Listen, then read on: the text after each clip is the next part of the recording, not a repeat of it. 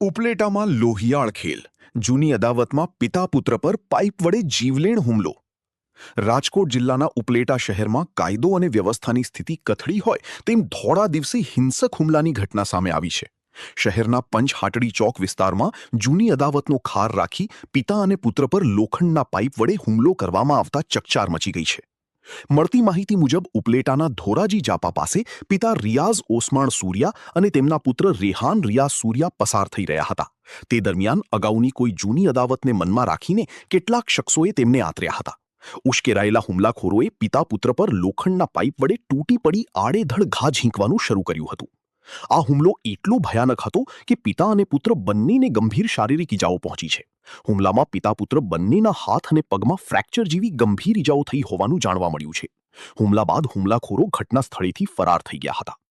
ઘટનાને પગલે આસપાસના લોકો એકઠા થઈ ગયા હતા અને લોહીલુહાણ હાલતમાં બંને ઇજાગ્રસ્તોને તાત્કાલિક સારવાર અર્થે ઉપલેટાની સરકારી હોસ્પિટલમાં ખસેડવામાં આવ્યા હતા.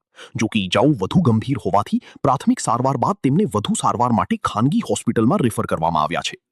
આ બનાવની જાણ થતાં જ ઉપલેટા પોલીસ કાફલો હોસ્પિટલ અને ઘટના સ્થળે દોડી ગયો હતો.